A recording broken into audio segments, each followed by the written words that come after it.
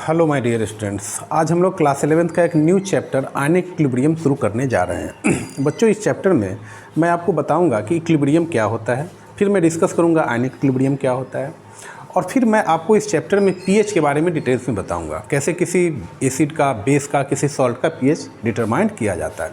इसमें आप बहुत इंपॉर्टेंट टॉपिक डिस्कस करेंगे, जैसे बफर सॉल्यूशन क्या होता है, कॉमन आयन इफेक्ट क्या होता है, सॉल्ट हाइड्रोलिसिस क्या होता है, उसका सॉल्ट का पीएच हम लोग कैसे डिटरमाइन करते हैं। तो इसमें बहुत इंपॉर्टेंट टॉपिक्स आपको इसमें पढ़ने को मिलेगा। ठीक है, तो सबसे पहले हम लोग स्टार्ट करते हैं बच्चों की इक्विलिब्रियम होता क्या है। ठीक है, so let's start the new chapter ionic equilibrium. बच्चों, इक्विलिब्रियम टर्म कहीं ना कहीं इक्वल से रिलेटेड है। ठीक है, इक्वल। अब इक्वल का यहाँ क्या मतलब है मैं आपको अभी समझाता हूँ। देखो, जब आप कोई भी रिएक्शंस होते हैं तो उसमें क्या होता है, रिएक्टेंट हमारा प्रोडक्ट में कन्वर्ट होता है, इसको हम लोग फॉरवर्ड रिएक्शन कहते हैं। लेकिन कुछ ऐसे भी रिएक्शंस होते हैं जिनको हम लोग रिवर्सिबल रिएक्शन कहते हैं, इसमें हमारा प्रोडक्ट भी रिएक्टेंट में कन्वर्ट हो जाते हैं। ठीक है, वैसे रिएक्शन को रिवर्सिबल रिएक्शन कहा जाता है। तो होता क्या है कि ऐसा बच्चों सिचुएशन आता है रिवर्सिबल रिएक्शन में कि जिस रेट से हमारा रिएक्टेंट प्रोडक्ट में कन्वर्ट होता है, अगर उसी रेट से प्रोडक्ट भी अगर रिएक्टेंट में कन्वर्ट होने लगे तो वो जो सिचुएशन होता है, वो जो कंडीशन होता है, वो जो टाइम होता है ना बच्चों, उस कंडीशन को हम लोग कहते हैं इक्विलिब्रियम। ठीक है, इस इक्विलिब्रियम में क्या होगा कि चूंकि रेट ऑफ फॉरवर्ड रिएक्शन और rate of backward reaction equal हो जाता है, तो वहाँ पे लगेगा कि रिएक्टेंट और प्रोडक्ट का कंसंट्रेशन क्या हो जाता है, फिक्स हो जाता है, कांस्टेंट हो जाता है, कंसंट्रेशन में कोई चेंजिंग नहीं होता है। आपको लगेगा कि रिएक्शन यहाँ पे रुक गया है, लेकिन एक्चुअली में रिएक्शन वहाँ रुकता नहीं है, वहाँ पर रिएक्शन वहाँ भी होते रहता है, लेकिन चूँकि दोनों का रेट समान होता है इसलिए लगेगा कि रिएक्शन हमारा स्टॉप हो गया है। ठीक है बच्चों, तो हम लोग डिफाइन करते हैं बच्चों इक्विलिब्रियम क्या है। इक्विलिब्रियम को हम लोग कैसे डिफाइन करेंगे बच्चों, द कंडीशन। इक्विलिब्रियम बच्चों किसी भी रिएक्शन का एक कंडीशन है। The condition of A reaction when the rate of forward reaction becomes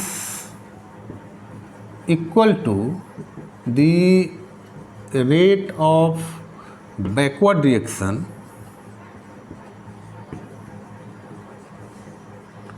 and there is no further change in concentration of reactant and product is called equilibrium. देखो बच्चों, मान लो जैसे कोई एक रिएक्शन है बच्चों, ये कौन सा रिएक्शन है, इसको कहते हैं फॉरवर्ड रिएक्शन। इसमें क्या हो रहा है, हमारा रिएक्टेंट किस में कन्वर्ट हो रहा है, प्रोडक्ट में कन्वर्ट हो रहा है। लेकिन बच्चों अगर कहीं ये साइन आपको दिखाई दे तो ये रिवर्सिबल रिएक्शन को रिप्रेजेंट कर रहा है। इसमें हमारा रिएक्टेंट प्रोडक्ट में कन्वर्ट हो रहा है और प्रोडक्ट भी हमारा किस में कन्वर्ट हो रहा है बच्चों, रिएक्टेंट में कन्वर्ट हो रहा है। तो ऐसे रिएक्शन को रिवर्सिबल रिएक्शन कहते हैं। और ऐसे ही रिएक्शन में बच्चों क्या एस्टेब्लिश्ड होता है, ऐसे रिएक्शंस में इक्विलिब्रियम एस्टेब्लिश्ड होते हैं। तो इसमें होता क्या है बच्चों कि जिस रेट से यह ए बी में कन्वर्ट हो रहा है, अगर उसी रेट से बी हमारा ए में कन्वर्ट हो जाए तो उस समय इस रिएक्शन में क्या एग्जिस्ट कर जाएगा, इक्विलिब्रियम एग्जिस्ट कर जाएगा। क्लियर? तो आपको ये इक्विलिब्रियम टर्म समझ में आ गया बच्चों। चलो ठीक है, अब हम लोग डिस्कस करते हैं बच्चों कि ये आयनिक इक्विलिब्रियम क्या है।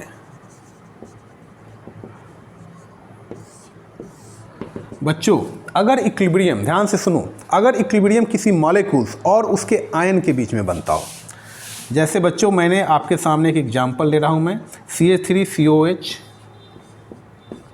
It will dissociate and gives acetate ion and hydrogen ion. देखो बच्चों, यहाँ पर एसिटिक एसिड क्या है बच्चों, एक मॉलिक्यूल्स है। ठीक है, और ये क्या है, इसके आयन्स है। तो अगर मॉलिक्यूल्स और उसके आयन के बीच में अगर इक्विलिब्रियम बनता हो तो वैसे इक्विलिब्रियम को बच्चों हम लोग क्या कहते हैं, कौन सा इक्विलिब्रियम कहेंगे, आयनिक इक्विलिब्रियम कहेंगे। ठीक है, so how you can define ionic equilibrium, when equilibrium exist in between unionized molecules and its ion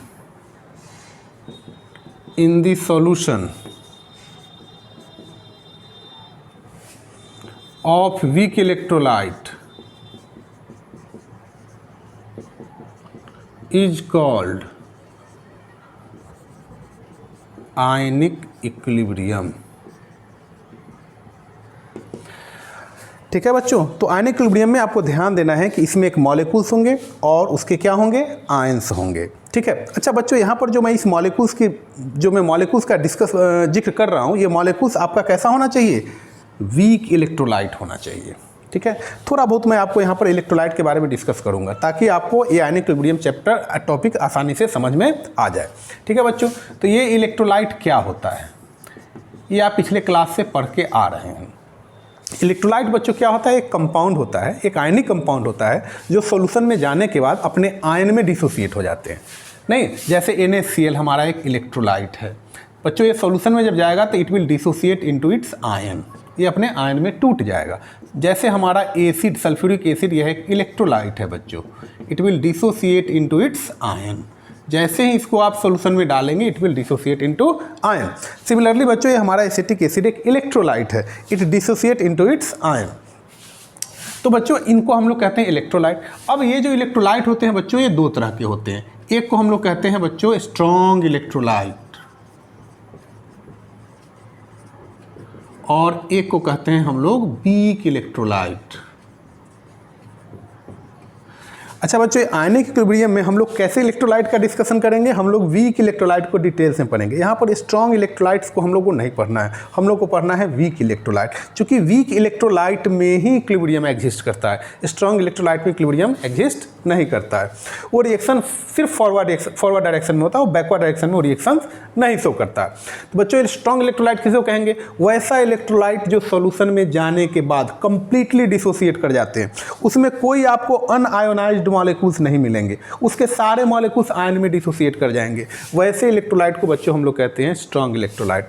जितने भी आपके स्ट्रॉन्ग एसिड हैं या स्ट्रॉन्ग बेस हैं बच्चों, या जो स्ट्रॉन्ग एसिड और बेस से मिले हुए सॉल्ट हैं, वो सभी आपके स्ट्रॉन्ग इलेक्ट्रोलाइट के एग्जाम्पल्स हैं। ठीक है बच्चों, ये आपको दिखाई दे रहा है। ठीक है। उसी तरह बच्चों ये वीक इलेक्ट्रोलाइट किसको कहेंगे, वैसा इलेक्ट्रोलाइट जो सॉल्यूशन में जाने के बाद पार्शियली डिसोसिएट करता है, जो 100% डिसोसिएट नहीं करेगा बच्चों, वैसे इलेक्ट्रोलाइट को हम लोग कहते हैं वीक इलेक्ट्रोलाइट। ठीक है। जैसे जितने भी वीक एसिड हैं बच्चों या वीक बेस हैं, ये सभी हमारे वीक इलेक्ट्रोलाइट के एग्जाम्पल्स हैं। ठीक है।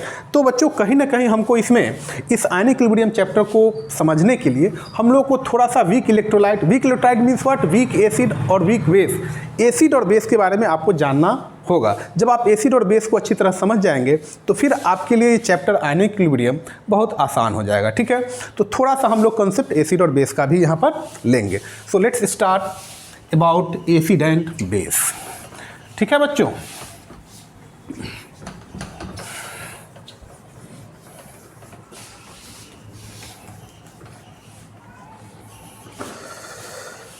चलो बच्चों, हम लोग थोड़ा सा एसिड और बेस के बारे में जानते हैं।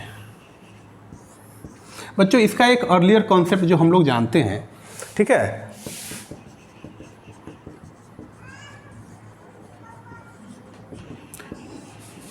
उसमें एसिड को हम लोग कैसे डिफाइन करते थे, अगर आपको याद होगा तो एसिड क्या होता है, एसिड वैसे सब्सटेंस को कहते हैं जो ब्लू लिटमस पेपर को क्या कर देता था, रेड कर देता था। Acid are those substance which convert blue litmus paper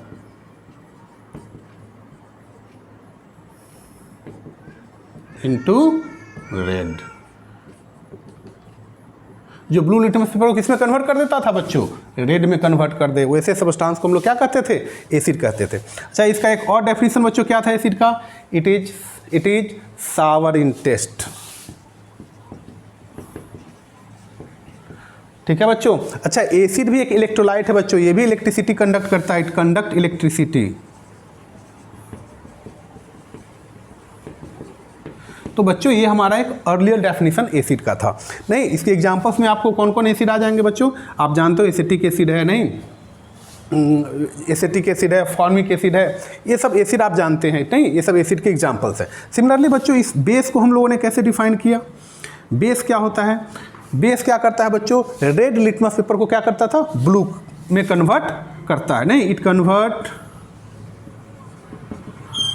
red litmus paper into blue. ये रेड लिटमस पेपर को ब्लू में कन्वर्ट करता है, ठीक है। और क्या बेस की पहचान है? It is bitter in taste, ठीक है।